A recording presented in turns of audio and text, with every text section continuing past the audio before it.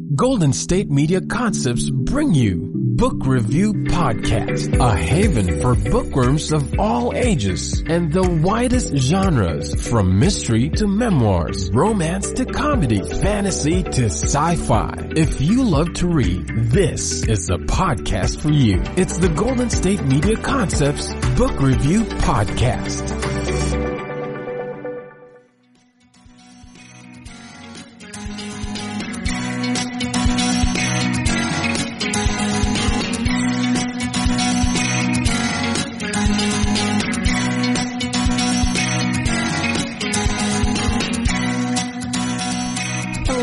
Welcome to the GSMC Book Review Podcast, brought to you by the GSMC Podcast Network.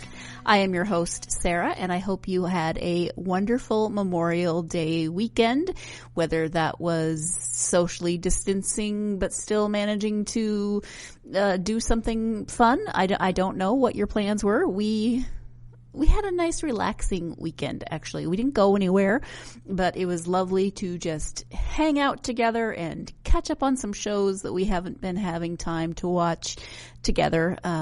And yeah, talked to my parents, talked to my in-laws, did just a lot of those little things that made it a nice weekend. So I appreciated that we had that time.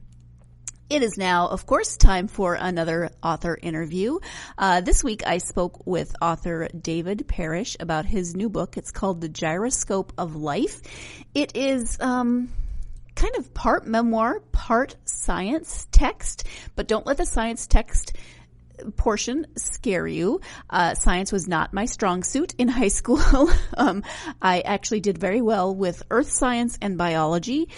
Physics and chemistry were not my friend. I still got decent grades, but they were not my friends. So science is not always my go-to subject. I much prefer English or history. But the description of the Gyroscope of Life, the subtitle is Understanding Balances and Imbalances in Nature, is as follows. Many of us recall childhood science classes with little enthusiasm, having felt alienated by seemingly esoteric concepts. Appalachian naturalist David Parrish is here to change that. The 50-year practitioner brings biological studies to the curious non-scientist in an accessible and relevant way, inspiring readers to consider the world around us in a new light. How well are we following Mother Nature's house rules? Are science and religion really in conflict? Are life and death truly binary? These are just a few of the thought-provoking questions that Parrish explores in his new book, The Gyroscope of Life. Parrish tackles concepts relating to biology and agriculture while sharing his personal experiences with religion, battling illness, and more, proving not only that science is relative to daily life, but that it profoundly impacts all of our lives. Whether you're curious about the sustainability of modern agriculture or the accuracy of the Big Bang Theory theme song, David Parrish will move you to think like a scientist in his insightful, unconventional, and often humorous love song to biology. And this really is a love song to biology. When you hear David speak, you're going to hear the passion in his voice for this topic. I personally love that this book is, like I said, part memoir. He does start out with some of his childhood and some of his experiences growing up and beyond going to college, the things that made him want to become a biologist and go into biological studies. So you get a little bit of that experience and you see a little bit of who he is and who he was and who that has made him to be, which of course I loved because I always love those personal stories. But then he talks about the science in a way that is relatable and approachable. It's not a science textbook. You get a lot of information. You're going to learn a lot from this book, but you're going to do so in a way that feels more like reading something written by someone who's really trying to teach you something. Maybe reading something by a friend who is trying to explain it in a way that makes sense and is understandable. I don't know if that makes sense, but that's kind of how I felt. Like, you know, you've got your science textbook and then you've got your friend who's really good at science who comes over to help you study and says, okay, this is what this chapter says, and then puts it into words that make more sense than the words that you're reading on the page. So it's kind of taking that science textbook and breaking it down into a more relatable and readable experience. One thing that I learned that wasn't from this book, but I learned from David when we started our conversation, he said, I want to make sure I am pronouncing your name correctly. And I thought, oh, wow, that's not something that's ever come up. Usually people ask me how I spell it, if I spell it with an H or not with an H. And he said that where he's from in Appalachia, that there are two ways to pronounce my name. It's either Sarah or Sarah. And he just wanted to double check, which was very kind of him, which way I pronounced mine. And I'd actually never heard of Sarah, although I have heard of it, but only in my brother teasing me by calling me that, kind of, not really teasing me, but, just kind of a silly nickname. I did not know that in Appalachia that was a variation on pronouncing my name. So now I learned something, and I learned a lot from the book, but I learned something interesting about my own name, which is always cool. Let's go ahead and turn now to the interview with David Parrish so he can tell you more about this book, more about his love song to biology. Hello, David. Welcome to the podcast. Hello, Sarah. Thank you very much for inviting me to join you. I am very happy to have you here today. We are going to talk about your book. It's called The Gyroscope of Life.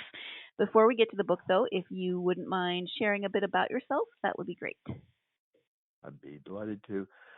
I consider myself an Appalachian native. I spent my first 22 years living in East Tennessee and have since traveled outside of that area, but am back living in Appalachia now. Husband of one wife, my beautiful, long-suffering wife, has been married to me for 52 years. Father of two sons. One lives here in Virginia, near us.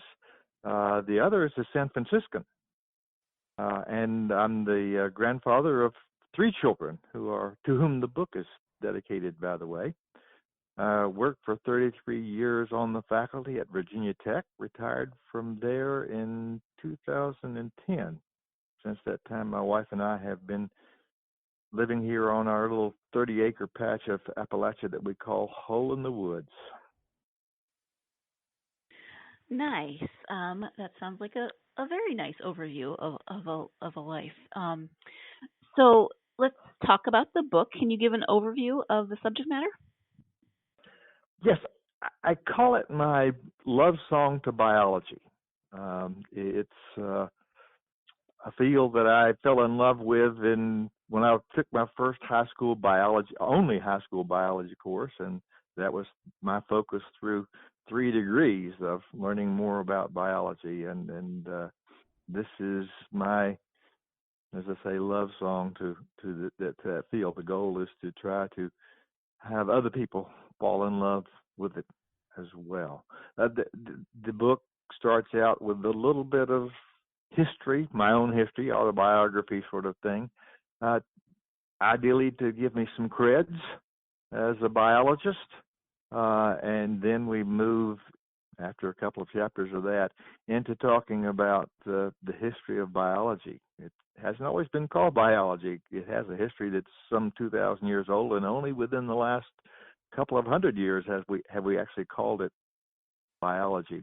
And so I provide a little bit of that background, and then get into the real biology, if you please, talking about some principles, some topics from the field of biology, trying to talk about it not in a textbookish way, but in a way that people can relate to, that they can fall in love with as well. And that's something that I really appreciated about the book, was that it's not written like a textbook. You can tell that you're that it is a love letter to this subject. Oftentimes when I read science, there's just so many ginormous words, which I understand is part of the field, but you can make your eyes cross a little bit. And so I really appreciated your approach.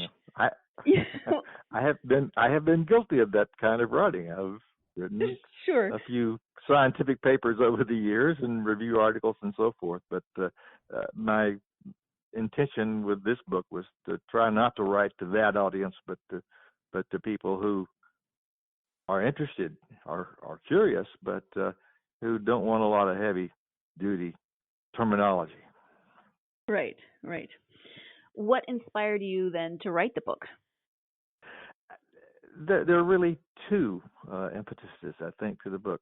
One is my dear niece, who is an author herself and who now is primarily a book agent. She worked for many years out of Manhattan, but is now based in Dublin, Ireland. But whenever the family would get together and Sharon was there, she would say, write a book. And I would protest that, I don't have anything that people that you would want to sell books to would want to read. And we sort of left it that way. But then a few years ago, about 3 years ago, 3 Christmases ago, my son, the one who lives in San Francisco, sent me the book by Hope Uren called Lab Girl. It's a wonderful read, but she writes about biology in a way that is not written to biologists, but it's her own, I guess she might not describe it as that, but it's her own love song to the field of biology, and it's semi-memoirish, but also has a lot of biology in it. And about halfway through that book, I thought, maybe I could do this, and so I did sit down and try to do that. That was about 3 years ago, and it's taken me 3 years to get to where we are now. I love that. I love that this came about because of encouragement from your family members who must have seen something in your passion for biology that made them want you to write a book. Well, yes, and I every time I see Sharon or correspond with Sharon, I thank her, remind her that she is a major force behind this book, and I really love her for that. Nieces are the best. I have 5 of them, and they're awesome. On that note, we are going to take our first break of the podcast. When we come back, we'll be talking about the meaning behind the name of the book, The Gyroscope of Life. So stay tuned. You're listening to the GSMC Book Review Podcast, and I will be right back. You really can't underestimate the importance of having the right creative work for your brand or your product. Whether it's a logo, a website, a book cover, or an ad campaign, you really need a quality design to make that big difference pop and deliver your overall engagement and success in a competitive market. That's where Design Crowd comes in. Design Crowd has over 750,000 designers from Sydney to San Francisco ready to help you with awesome creative ideas. They make crowdsourcing work for you. So if you need a logo or you're working on your creative branding, you can go to designcrowd.com and post a brief describing the design you need. And then within about 2 to 7 days, you'll receive up to over 100 different designs from designers around the world. Then you pick the best design and approve payment to the designer. So you're only paying for the design that you want. It takes a lot of the guesswork out of freelancing and out of crowdsourcing. And you don't have to be a huge company like Harvard Business School to use Design Crowd, although they have used it as well. You can start a project on Design Crowd for as little as $99. And if you go right now to designcrowd.com/health and wellness or enter the promo code health and wellness on their website, then our health and wellness listeners will receive up to $150 off of your design project. That's designcrowd.com/health and wellness or entering that promo code health and wellness. Do you want to be healthier, yet you just don't know what to do? All these shows telling you this and that, but nothing seems to work. Well, listen close. Golden State Media Concepts has got something great for you. The Health and Wellness Podcast, dedicated to workout trends, healthy eating habits, diet, and everything about healthy living. Join us in our banters as we help you not just live life to the fullest, but live it to the healthiest.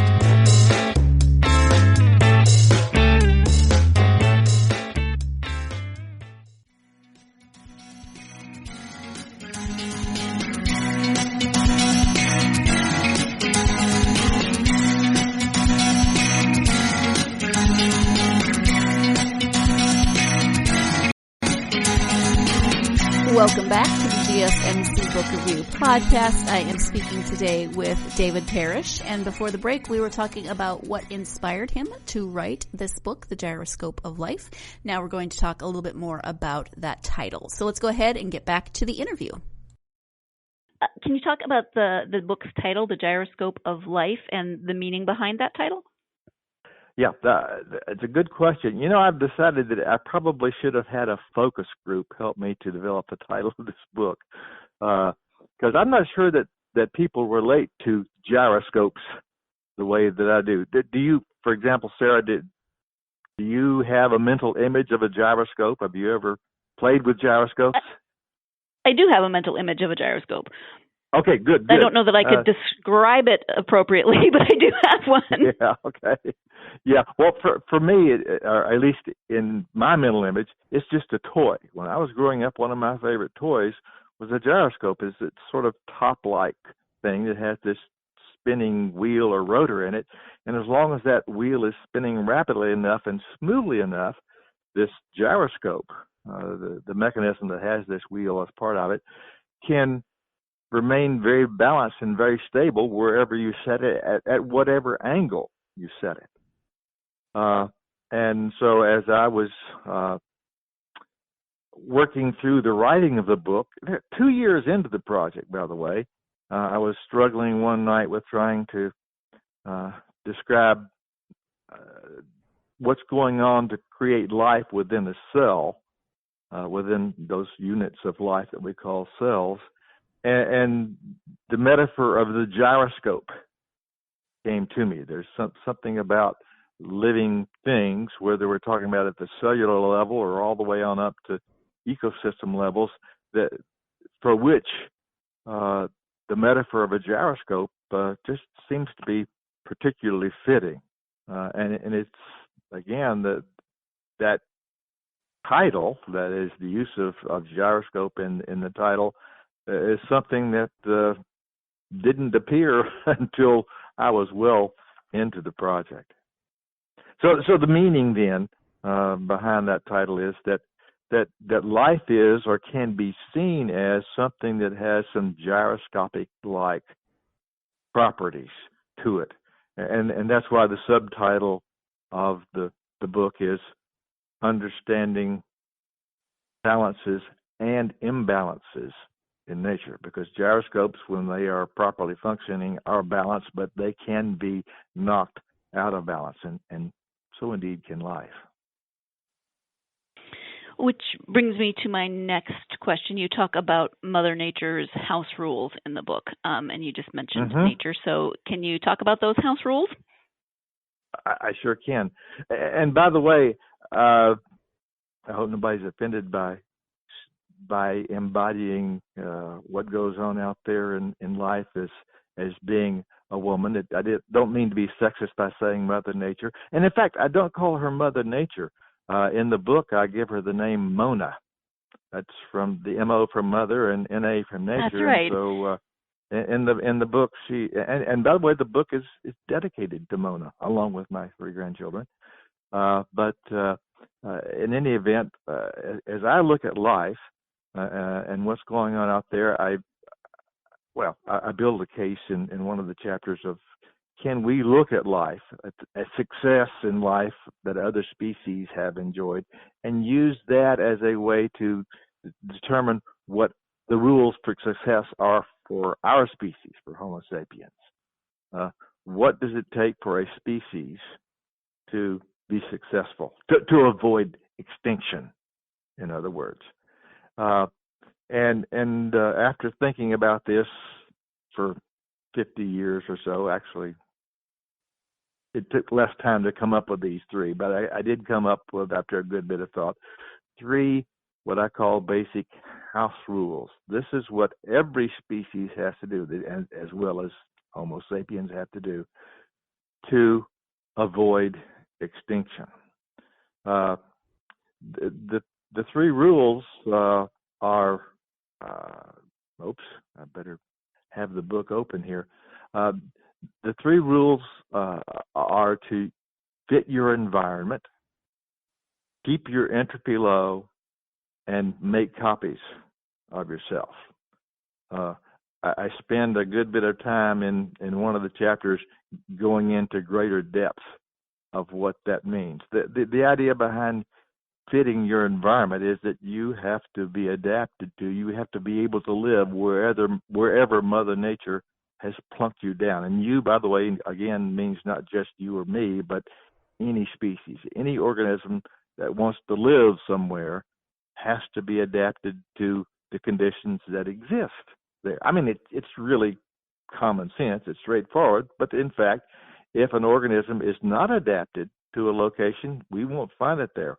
Or if its location is altered so that it can no longer fit there, then it's suddenly not adapted. And we know what we're doing to the environment and causing some organisms to lose that adaptation that they had long since, or that they had gained over the long haul. I feel like I'm running on here a long time, and I'm wanting to avoid doing a lecture. This is something that literally I have lectured on in the past, but let's break it up a little bit. Would you like to give me a little feedback on that so I can let you talk a moment? Well, I was actually not thinking it sounded like a lecture, so that's good. Oh, well, good. We're doing okay then. I would ask. Please go ahead. I was just going to ask how you think we. No, go ahead. I'll stop.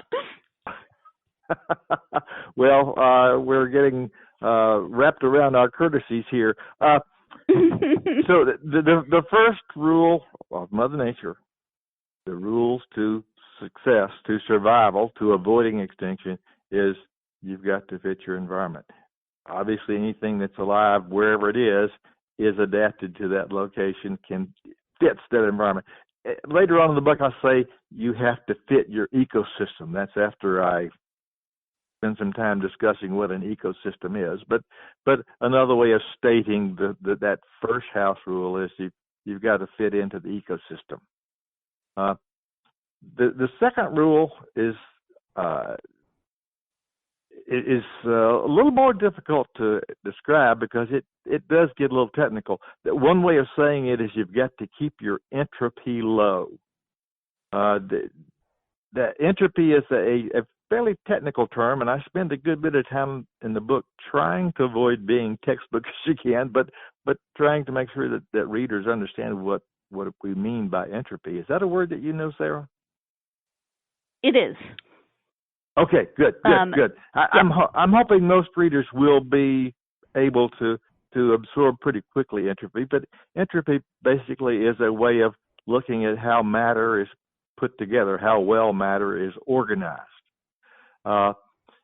Entropy has to do with actually disorder more than order, and what we're saying or what Mother Nature is telling us with house rule number 2 is you have got to keep yourself in a high state of organization. If we look at a cell, those simplest units of life, when we look at them closely, what we understand is that they are very highly organized, very complex units.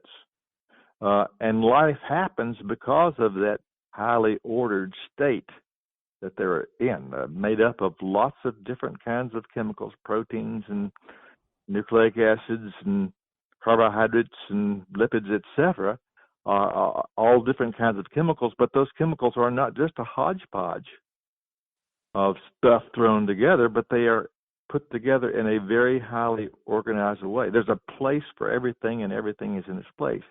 And because all of those components are put together in that very precise way, those pieces begin to operate or to produce a phenomenon that we call life. And life happens as long as those cells, in that case, keep their entropy low. As long as they can maintain that order, then life will go on. But when entropy starts to nibble away at that organization, then the gyroscope starts to spin a little more slowly. Then the gyroscope starts to wobble a little bit. And if if that organization is disrupted too much, that gyroscope may just flop over. So one of Mother Nature's basic house rules is you've got to keep your entropy low. And then house rule number 3, that's the easy one. That's the fun one. That's making more of yourselves. And if you're an animal, that gets to be particularly more fun. That's kind of ho-hum stuff for flowers, pretty stuff, but kind of ho-hum stuff for plants.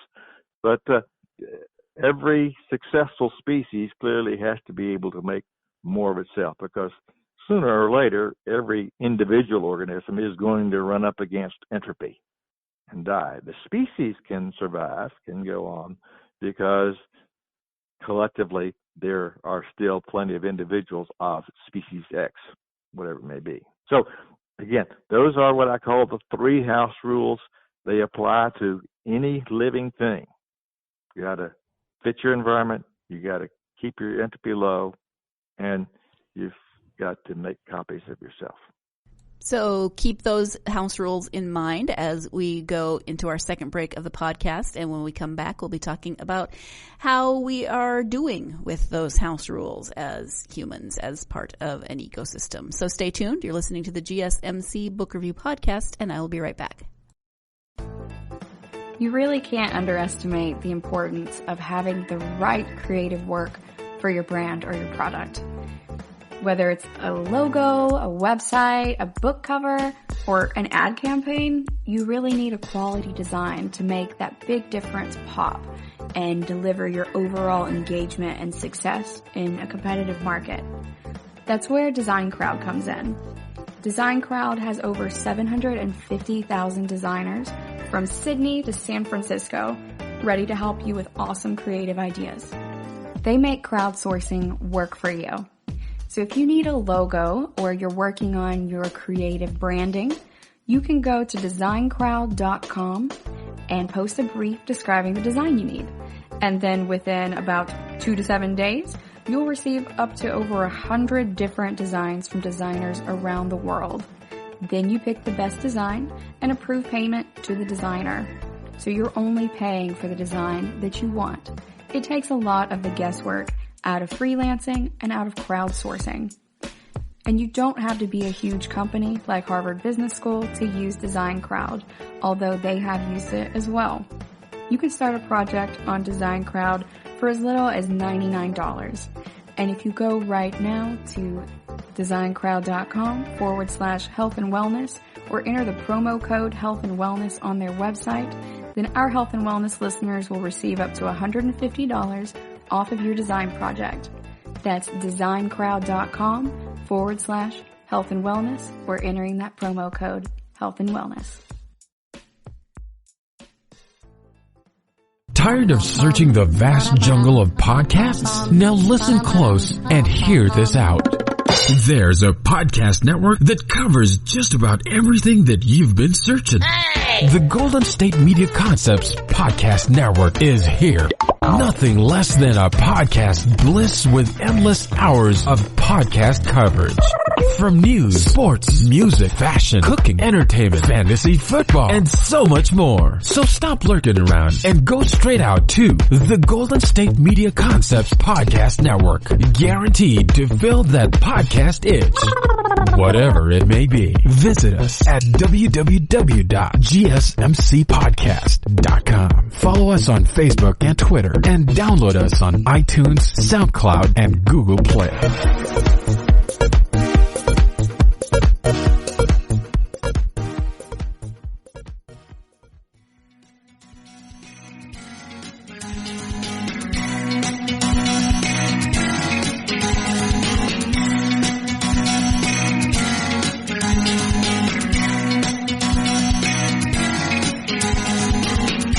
Welcome back to the GSMC Book Review Podcast. I am speaking today with author David Parrish about his book, The Gyroscope of Life. Before the break, we were talking about some of Mother Nature's house rules, and we're now going to turn our attention a little bit to how we maybe are doing as humans with those house rules.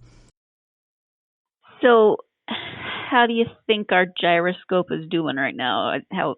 I'm guessing it's out of balance a little bit. Well, by our, or maybe a lot. Do you mean Homo sapiens, or who are we Humans, talking about here? yeah. Sure, Yeah, let's go with okay. humans. Well, all right. Just in terms of where we are right now, we're looking pretty good. There's 7.7 billion of us right now. We're clearly doing a good job with house rule number 3. That's making more of ourselves. Right. And we seem to be doing pretty good with house rule number 2. We're keeping our entropy low. There's enough organization of matter into these things that we call human beings that there's 7.7 billion of us. More than there have ever been, by far. So we're apparently keeping the entropy quite low within our species. So the question comes then, or the other consideration is, do we fit our environment? Are we fitting into our ecosystem? Here, there are some, in my mind, some big question marks. And I'll let you figure out how to ask me the question that goes with those question marks. But are you tracking with me? Do you understand what I'm saying? We are. Yes. We as a species are doing pretty well. By the way, at the same time that we're doing so well, we are playing hell with how well many other species are able to that's what follow I was the thinking. house rules. Yes. Yeah. In the process of doing what we are doing, we're making life pretty hard or impossible. We are driving species into extinction. We're causing whole species gyroscopes to flop over. Right. So how do you think we as Homo sapiens could do better? I mean, we're doing pretty good on those first 2, but how could we do better with the third one? Well, it's an interesting problem. The house rule number 1 says that you have to fit your ecosystem. That rule still applies to every species that we can name, except maybe for Homo sapiens. Let's think about this from the long run. When Homo sapiens first appeared on Earth, and that's 200,000, 300,000 years ago, those first human beings, they were just another species in their ecosystem. They were hunter-gatherers. They lived off the land, going out and collecting berries and twigs and whatever, and killing animals, and eventually learning how to cook them to eat them and so forth. But anyway, they were just a part of the ecosystems in which they lived. And they indeed did fit their ecosystems. Mother Nature's got a way of taking care of organisms that don't fit, that overproduce or whatever. Then they begin to starve or have diseases and so forth. And the populations of those species tend to come back down. Mother Nature maintains the balance in nature, keeps the gyroscope spinning smoothly. But what happened with our species is that we became too smart for our own good. At least this is the way I build a story, to build a case in the Gyroscope of Life. That somewhere along the way, our species actually predates Homo sapiens, but anyway, somewhere back in the history of our line, people learned how to knock rocks together and make tools. And those tools represented a technology that now allowed Homo sapiens to have a bit different role or place within their ecosystems. And then they learned how to use fire, and somewhere along the way we learned how to talk. And then we invented the wheel, and then along came the Industrial Revolution. And before we knew it, our species, which at one time, a few hundred thousand years ago, at one time completely fit within its environment, within its ecosystem, now because of our technology, we are in essence freelancers. We don't exist within an ecosystem. Yeah, we can talk about cities as being an ecosystem, but Mother Nature would not think of that as an ecosystem. So our species has escaped, in a sense, the need to comply with house rule number 1. We don't have to fit our ecosystems. We can live in Antarctica. We can live under the ocean. We're not biologically fit, adapted to live in those places, and yet there we are. And we live in our nice, comfortable houses and so forth, and we can plunk them down in places that we otherwise simply do not fit in. So the dilemma, the thing that we're trying to resolve is, have we, because of our technology, because of our intelligence, initially because of our ability to make tools and so forth, maybe our opposable thumbs are come in heavily here, but are we now no longer bound by house rule number 1? This is something I sort of came to discover or realize on my own as I was writing the book. But wait a minute. We, our species, are really unique amongst all of Mother Nature's children, in that we perhaps don't have to obey house rule number 1. I want to let you talk a little while, Sarah. There well, I was is... just thinking that... I'm sorry. I just feel like I'm lecturing here, and I really don't want to, because I really, truly have tried to write the book so it's not a lecture. But You're as you can tell, this is something that I feel strongly about. I feel keenly about.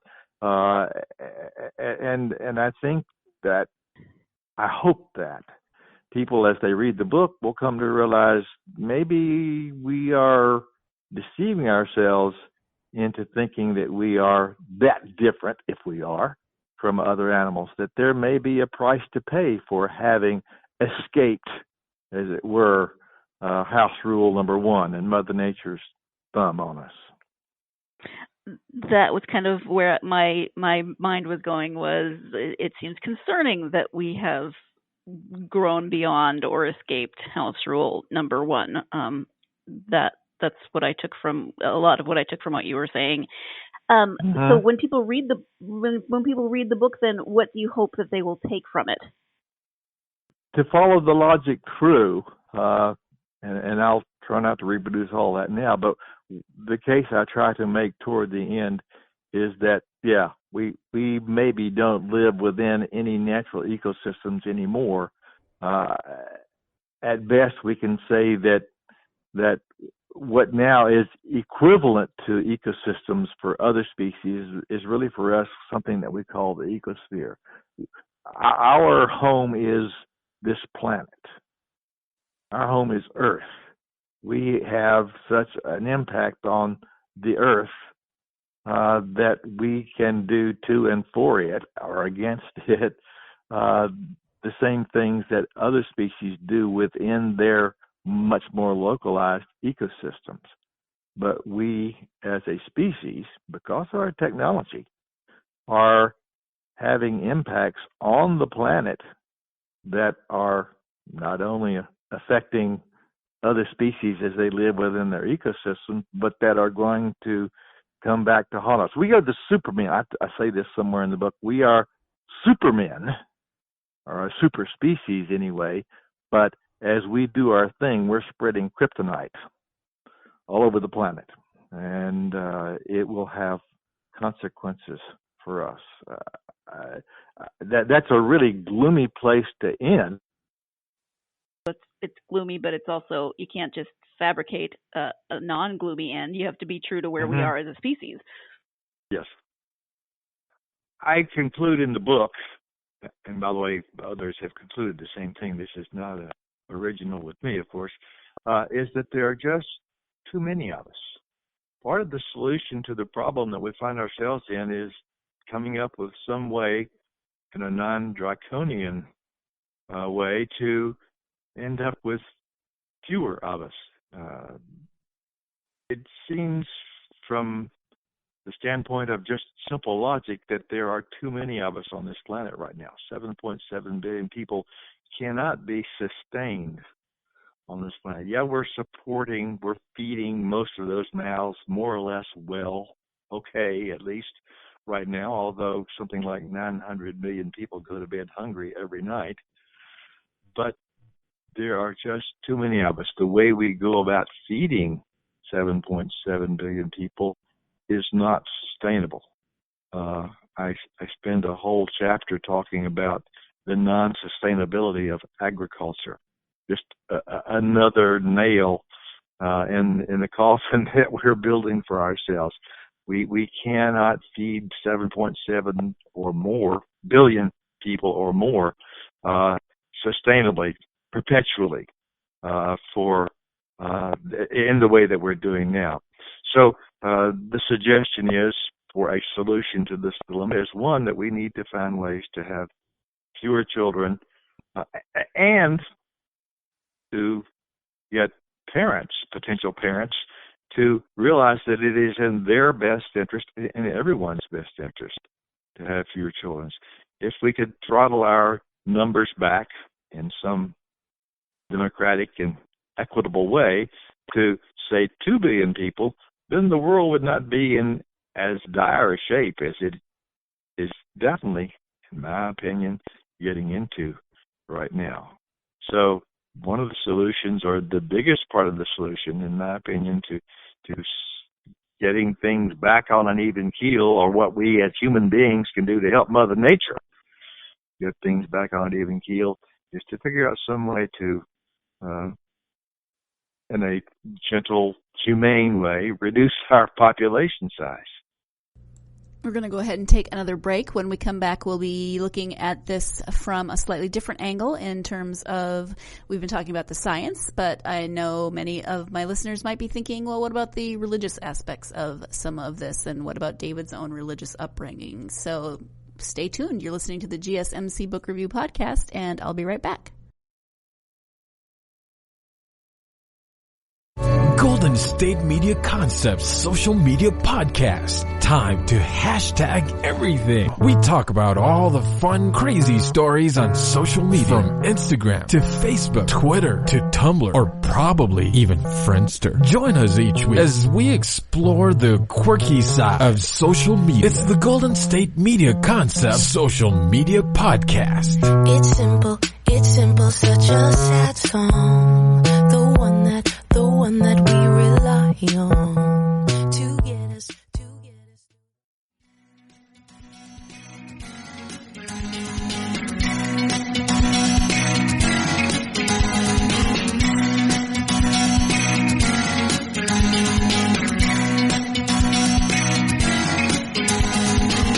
Welcome back to the GSMC Book Review Podcast. I, of course, am speaking with author David Parrish about his book, The Gyroscope of Life. We've been talking about Mother Nature's house rules and how we are doing as a species upholding those house rules or living within those house rules. We've been talking a lot about the science aspect of this topic, and now we are going to turn our attention a little bit more to some of the religious aspects of this topic. So let's go ahead and get back to that interview.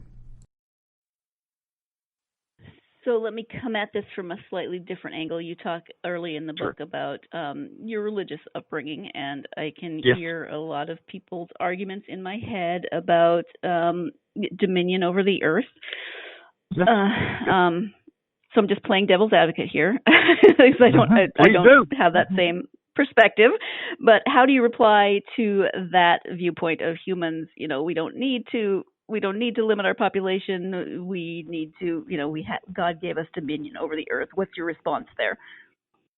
I am familiar with those passages that talk about having dominion over the earth and being fruitful and multiplying and replenishing and all of that. And that worked well in the day when those words were written. That was written back in a time when there was probably 4 or 5 million people on the earth. It worked well for people in that time. When we look at what's going on earth right now, we've completely dominated it, or pretty closely to have dominated or taken dominion over it, and it's not working. I'm sorry, it's just not working when you look at what's going on with claims of changes in the climate, with disappearance of species and so forth. It's just, I'm afraid, not working. Yes, well, I would agree with that. And I agree with the time it was written. I mean, we could go into a whole sub-conversation of taking the Bible literally, the infallible Word of God, et cetera, et cetera, et cetera. But I think it still comes down to what you said. It's not working. I come from that tradition, by the way. I was raised a fundamentalist creationist. Mm-hmm. I was into my high school years before I was willing to consider even the possibility that life was anything other than a supernatural creation, or that the universe was anything other than the handiwork of God, of Jehovah God. It was an interesting evolution that I went through to come to where I am now. Did you can you talk a little bit about the experience of becoming a scientist, but, kind of balancing that religious upbringing with then becoming a scientist? Regards the conflict between science and religion, I don't think that's a given. I don't think that's automatic. There are many good scientists who are very faithful, devout Christians and Muslims and Buddhists and so forth. So I don't think it's automatically the case that if one is a scientist that he cannot be also a believer in a divinity and whatever their God may be. But I also feel that it is inappropriate for scientists to argue with those who are in the religions and vice versa about their particular view of reality or of life. The people who are that we might speak of as being the religionists, or those who are dealing with the supernatural or the divine, are coming at their view of the universe from what amounts to a metaphysical angle. They are ready to invoke the existence of supernatural beings to explain life and to explain other phenomena that are going on. Scientists, on the other hand, like to have what we call, what is a view that is sometimes called a cause and effect, that for every phenomena that we observe, there is some natural cause. And in fact, a good bit of science is really built around understanding what causes phenomena, what causes life, what causes black holes, what causes supernovas, and so forth.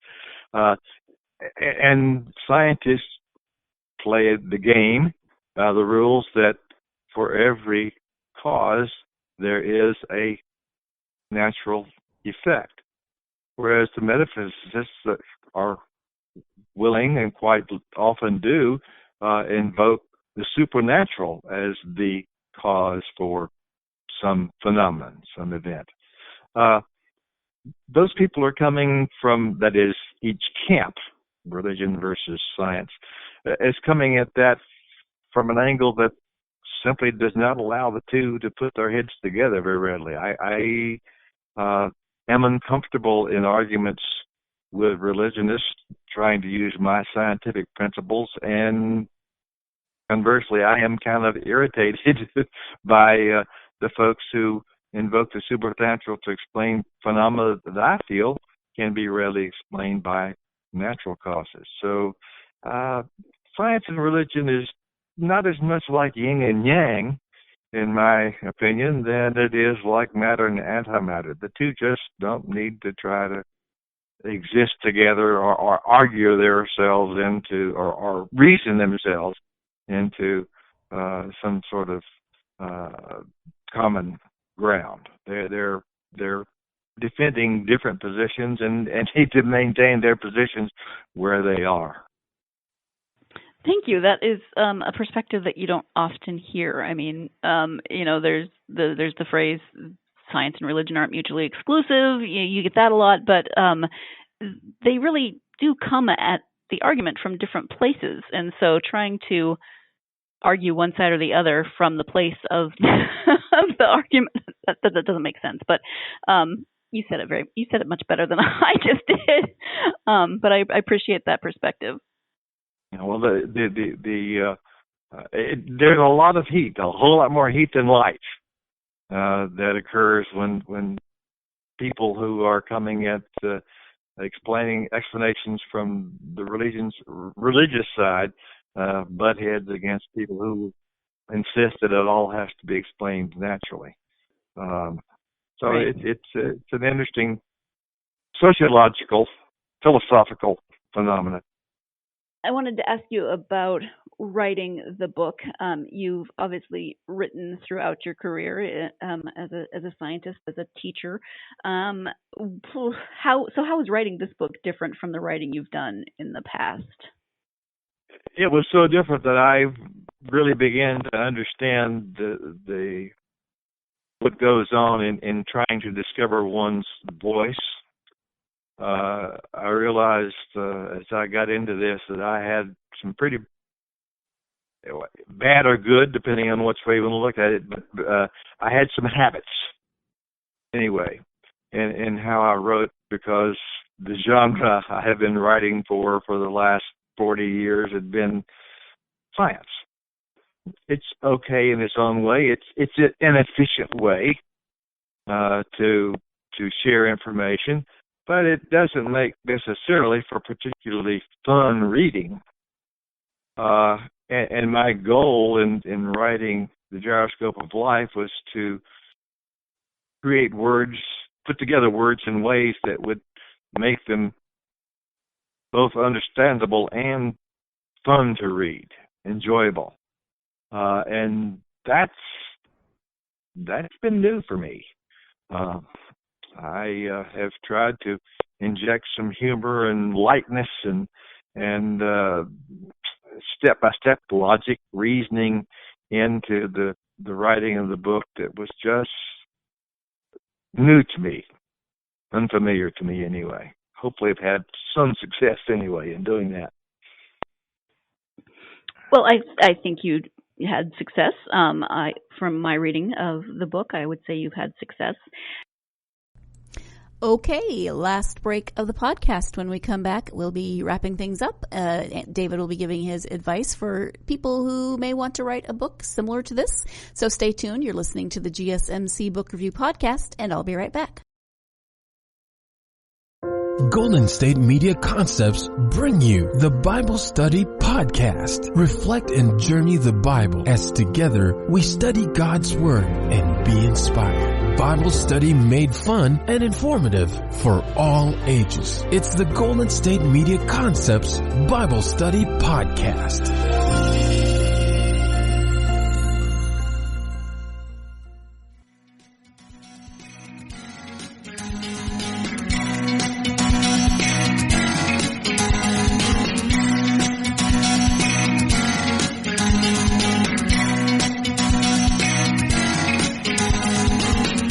Welcome back to the GSMC Book Review Podcast and the conclusion of my interview with David Parrish. Do you have advice for someone who may want to write a book like this? I know that you took inspiration from was it Lab Girl? About Hope Yarn, yes. So would you have advice for others who were looking to write something maybe similar? I'm not sure. I'm still learning how to write myself. I do not consider myself an efficient writer at all. For me, the process is sometimes rather painful. I just have to sit down and keep putting words onto paper, and then go away from it for a while, and then come back and realize that most of those words really don't say what I want them to say, and then it's the matter of doing the rewriting thing. So for me, at least, the route to success has been persistence. I have always been very particular, painstaking, even, as we say back in the hollers, persnickety about writing. But I have never been able to do it easily. I'm not one of those inspired writers who just sit down and the words flow effortlessly off my fingertips. It's a matter of having a passion for what you want to say. For me, it's about having a passion for what you want to say, what you want to achieve, and then just keeping at it. Writing this 190-page book was a 3-year process for me, so I'm not good at it. I'm not quick at it.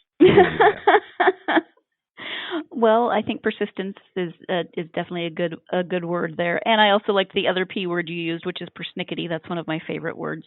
So. Okay, good. David, we've talked about quite a few different things during our time together, but is there anything else that we haven't covered that you wanted to make sure you brought up during this interview? Just to encourage your listeners, if you want to pick up this book or at least consider the book a bit more, please don't think of it as a biology text. It is indeed what I consider my love letter or my love song to the field. I hope it's something that you readers would find to be worth your time, and that you would come away from it having different notions about both our place in life as well as our impacts on life and how we could be better about helping Mother Nature keep those gyroscopes stabilized.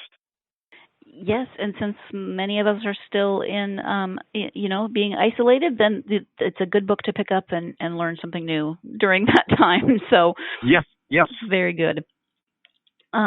Well, thank you so much. I really appreciate you taking the time to speak with me about the book and writing and everything else. Thank you so much.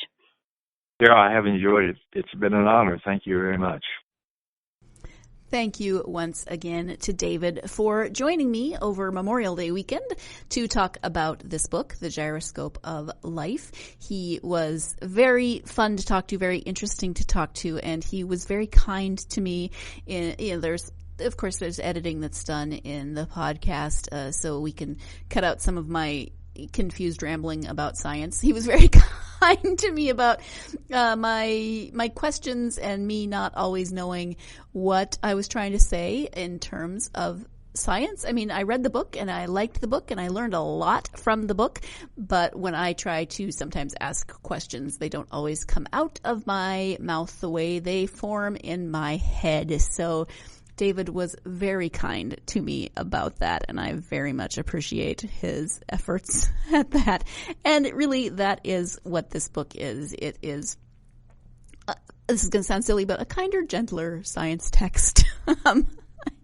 I know that's not the best analogy, but no, this is a science text that is approachable, that is engaging, and that you will learn a lot from. So if you are looking for something to read, if you've been curious about biology and Mother Nature's house rules, or Mona, I love that he calls her Mona, then you should definitely check out this book. Again, it's called The Gyroscope of Life. The author is David Parrish. That's Parrish with 2 R's. You should definitely pick up a copy and spend some time learning a little bit about what's going on in the world in terms of biology, and also learning a little bit about David and what brought him to write a love song to biology. So thank you again to David, and thank you as always to you, my listeners. I so very much appreciate you. I know I say it every week, but it's true every week. It will never stop being true. Thank you so much. If you are a fan of this podcast, this is the part where I say, please, please, please leave us a review, whether that's 5 stars or written. Both are extremely helpful in getting this podcast out to more listeners like you, to more book lovers like you, and I would greatly appreciate it if you were able to do that. Also, please follow us on social media, GSMC Book Review, Facebook, Twitter, and Instagram. Leave me comments. I love to hear from listeners, so go ahead and hit me up on some of that social media and let me know what you're thinking about books, life, all sorts of things. And I do occasionally post some fun book-related themes, or memes, on the Instagram and Twitter pages especially. So if you're a fan of book-related memes, you should check those out. Thank you so much. I hope you're having a great week so far, and I hope that, as always, that week involves plenty of time to get yourself lost in a good book. Thanks. You've been listening to the Golden State Media Concepts Book Review Podcast, part of the Golden State Media Concepts Podcast Network. You can find this show and others like it at www.gsmcpodcast.com. Download our podcast on iTunes, Stitcher, SoundCloud, and Google Play. Just type in GSMC to find all the shows from the Golden State Media Concepts Podcast Network, from movies to music, from sports to entertainment, and even weird news. You can also follow us on Twitter and on Facebook. Thank you, and we hope you have enjoyed today's program.